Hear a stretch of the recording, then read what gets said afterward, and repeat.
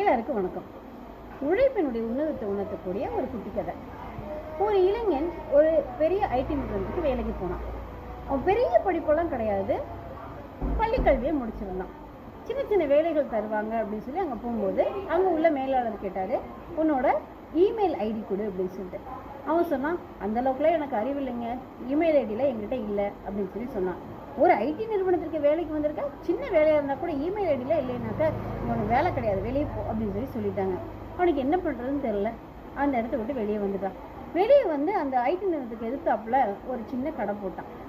அப்போது ஓய்வுக்கு வரக்கூடியவங்களுக்கு கொஞ்சம் கொஞ்சம் டீ கொடுக்கறது, பஜ்ஜி கொடுக்கறது, அப்படி சின்ன சின்ன தொழிலெல்லாம் செஞ்சு கொஞ்சம் கொஞ்சமாக முன்னேறினான். வெகு விரைவில் அது மிகப்பெரிய நிறுவனமாக மாறிச்சு.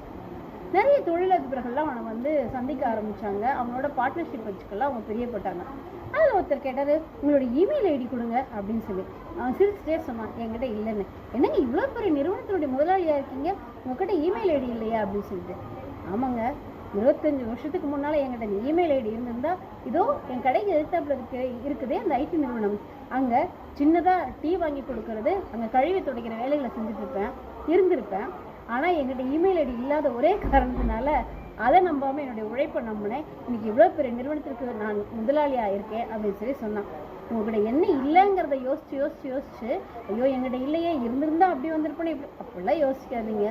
உங்களுக்குள்ள திறமை இருக்குது, உங்களுக்குள்ள உழைப்பு இருக்குது, உங்களுக்குள்ள அறிவு இருக்குது, அதை மூலதனமாக போடுங்க. உங்ககிட்ட உழைப்பு இருக்கு இல்லையா? எனக்கு இந்த சமயத்தில் தாராபாரதி சொன்ன ஒரு சிறிய கவிதை ஒன்று ஞாபகத்துக்கு வருது. வெறுங்கை என்பது மூலதனம், விரல்கள் 10 மூலதனம் சொல்லி. உங்ககிட்ட இருக்குல்ல மூலதனம், போடுங்க, வாழ்க்கையில முன்னேறலாம். வாழ்க்கை ரொம்ப அழகானது, இல்லாத தேடாதீங்க, இருக்கிறத கண்டுபிடிங்க, வாழ்க்கையில உயரலாம். நன்றி.